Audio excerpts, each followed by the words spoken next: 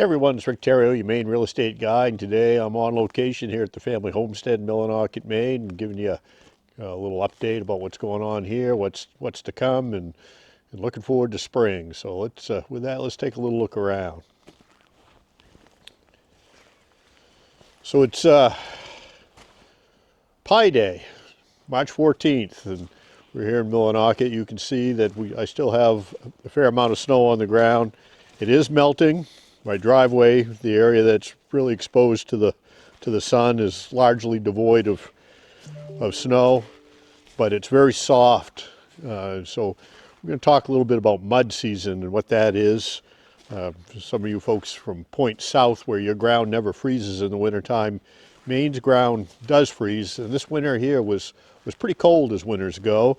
So we're going to probably have a fairly pronounced mud season. And so you may want to keep that in mind if you're thinking about the trip north to be looking at property this spring, especially off-grid property. We'll talk a little about that. But I got a little bit going on today. The dogs are enjoying the warm weather. It's about 49 degrees. I'm getting ready to head out. I got getting my tools. This is a PV for those of you that are a cant dog. I guess is a more proper term. It's used for rolling logs. And tomorrow I've got to go help a client that we're getting ready to put his property on the market. For those that use just a little teaser, little property teaser, coming soon. A little property in the greater Bangor area coming to market out in the country on a nice lot, nice landscape lot. A little better than 2,000 square feet, 3 bedrooms, 2 baths, log home. And I got to go help get that ready. They had a tree come down or partially come down, not on the building, but out in the yard. The client doesn't really have all that much experience with cutting wood, so I'm going to head out tomorrow, give him a hand. We'll cut up that broken tree, load it in the truck, at least the firewood portions, and those will come home with me. And I'll put those to use, keeping me warm. Probably not next winter, but the winter after the woods had a good chance to dry out for a couple of seasons. But gathering up my implements. Got one chainsaw in my truck already. Here's my other ones. Got my gas, mixed fuel, and bar chain oil. I got a sharpener in the truck. Looking forward to it, ready to rock and roll. I like cutting wood, if you can't tell. I really enjoy it. Also got if any of you folks are up here in the north, this is the dormant season for fruit trees. And this is about the time of year where I start pruning mine, and fruit trees do require some pruning because they will. It enhances fruit growth and enhances tree health. And I've done a little bit up here. Let me show you what I did the other day.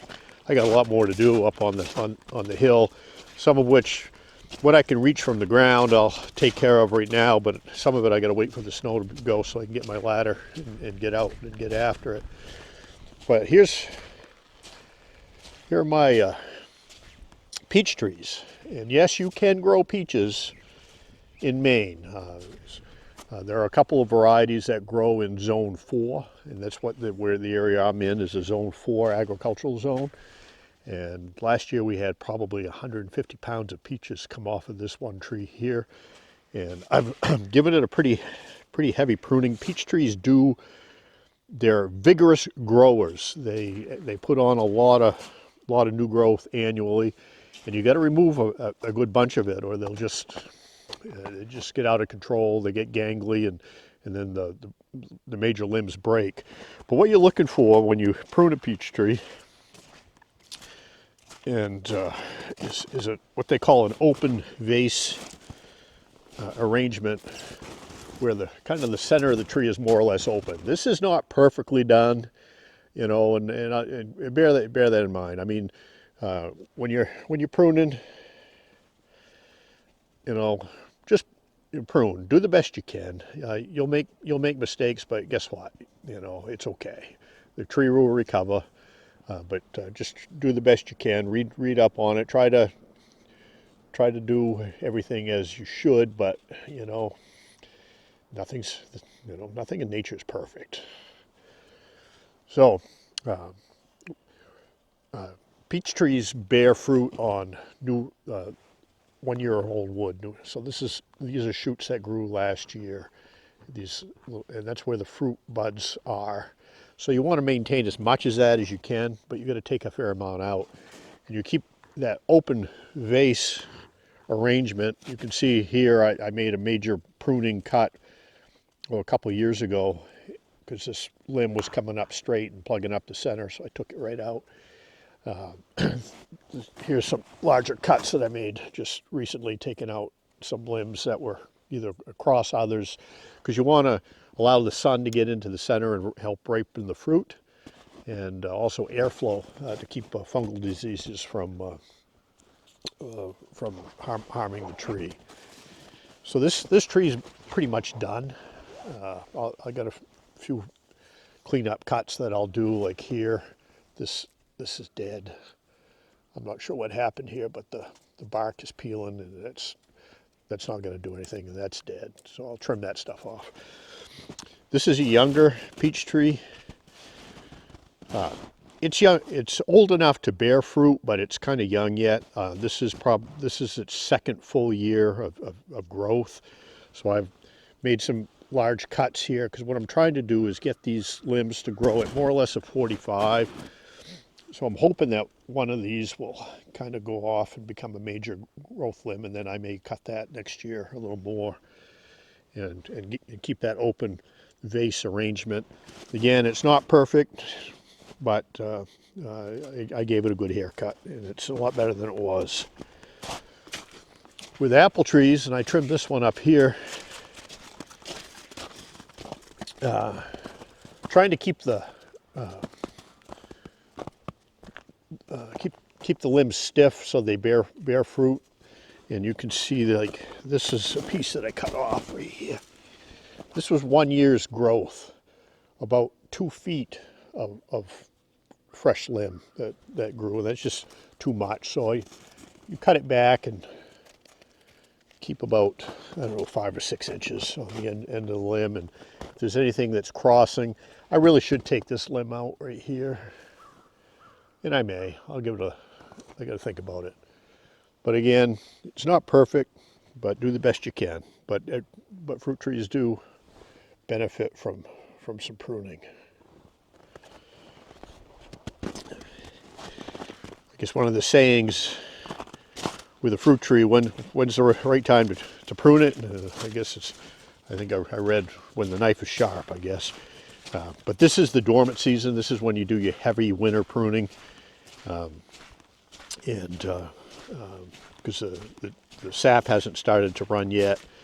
The ground's still frozen. And temperature is starting to moderate a bit. There's really not much danger of a heavy freeze, although 2 years ago I lost my entire peach crop because the blossoms started to swell, and then it got really cold again. Sub-zero, and it just killed off all the fruiting buds, and we didn't have any peaches 2 years ago, but last year we had about 150 pounds. One of my other dilemmas is right here. So I got my tractor still equipped with the snowblower and tire chains. I would really like to take the snowblower off. I really would. Although I live in Millinocket. This isn't extreme northern Maine, but it's more northern than Bangor. And we get a lot more snow, and historically we've had some pretty heavy snowstorms in late March into early April. And enough so, and I remember a lot of them, although the older I get, memory fades a little bit.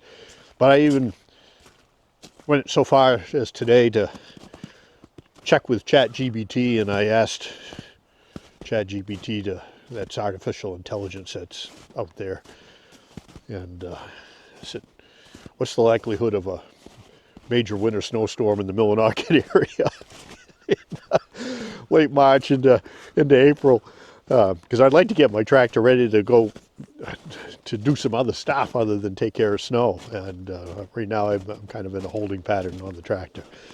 Anyway, ChatGPT came back with, well, looking at the historical data and the 10-day forecast, it's relatively low. However, 2 years ago, there was a big storm on March 31st through April 1st.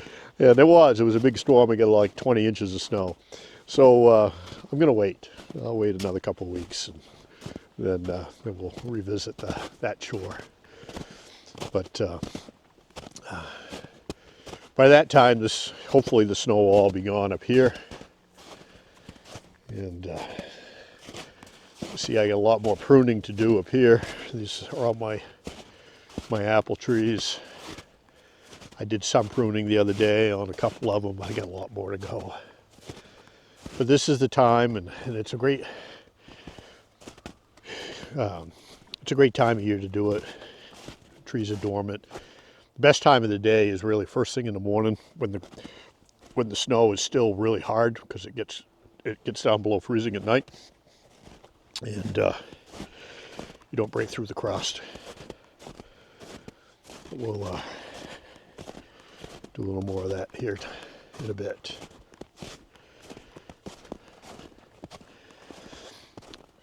I'm a little worried about the honeybees. I don't think they made it this year. At least that's my guess right at the moment. Because typically, on a day like today where it's in the high 40s, even with the snow on the ground, there would be some bee activity with bees coming out for cleansing flights. And for those of you that don't keep bees, cleansing flights are for them to go to the bathroom. The bees have been in their hive since October, late October, and it's imperative that they are able to go to the bathroom at some point.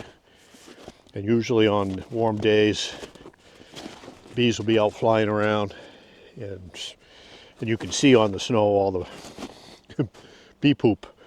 And as a beekeeper, you look forward to that, but I don't think they made it. But I'm not going to open up the hive yet, because if they're dead, it's pointless at this point anyway. But it's part of the challenges with keeping bees this far north is they have to spend such a long time in the hive during the winter time that they can either consume all their feed and starve to death, or usually it's a moisture issue. They get damp and then they die off, but it doesn't look like they made it.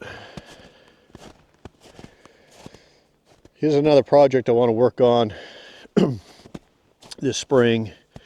These are my raised beds. And the beds that are there under the snow, I constructed those beds when I cleared this site to put up the wind turbine. So, what those beds are made out of were hemlock logs that I set in place and then filled them with dirt. And they've worked well for all these years, but they're really now, like 16, 17 years later, they're pretty well decayed. So I'm gonna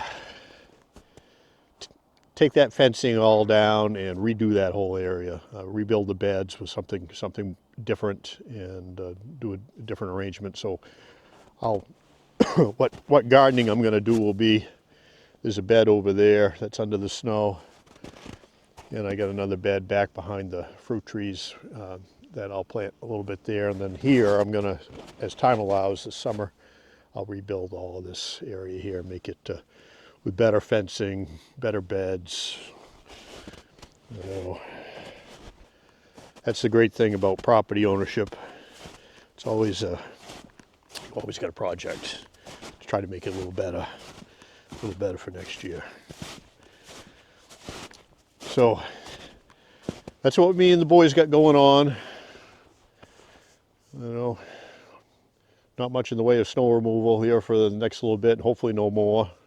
Oh, back to mud season. Yes, mud season is Maine's fifth season. So, well, we're not quite to spring yet, but this is the period of time where we'll call it spring breakup, where it's getting warm, things are melting, and it gets muddy. What's going on is, especially on roadways, gravel roads and driveways, things like that, the ground has frozen really deep. Maine's frost line, for when people put in foundations and stuff, our frost line here is 6 feet. So foundations are usually put in the ground with a footer at least 8 feet down, so it's below frost. So ground typically doesn't freeze below that level. And what happens in the spring, during spring breakup, and during that period of time, you know, all logging operations and stuff, you know, way far back in the woods, they pretty much come to a complete stop for a while. It's when loggers tend to go on vacation to Florida or North Carolina or other parts south, and then they come back and do some equipment maintenance, because the roads and the conditions just don't warrant working until things thaw out and dry out. So what happens during mud season, and so if you're looking at an off-grid property where you might have to go back in the woods on a gravel road for a ways, and I usually advocate for people to wait until end of April at the earliest, you know, typically into May, and it kind of depends on how the spring unfolds, for the roads for the frost to come out of the ground, because you could be driving along on a gravel roadway that looks great, you know, and is pretty dry, but then you go around a corner or something, and maybe that area has a little more shade and the frost still hasn't come out of the ground, and it's like quicksand. And you know, and you can go from driving to, you know, walking and calling a tow truck to come yard your truck out of the mud, because it's buried up to the hubs in liquid soup, and you have zero traction. So mud season's a real deal, and you know, I've been stuck during mud season, and what wisdom is learning from other people's mistakes. And if you didn't learn from others and you had that same mistake or made that poor choice, learn from it. That's wisdom. So I'm trying to pass on a little backwoods wisdom. So during mud season, if you're looking at off-grid properties in Maine, Northern Maine in particular, you may want to hold off on your trip north until late April, early May. And then things will be a lot better. You'll still typically beat black fly season, but you won't get stuck in the mud. So till next time, this is Rick Theriault, your Maine Real Estate Guide, on location here in Millinocket, Maine.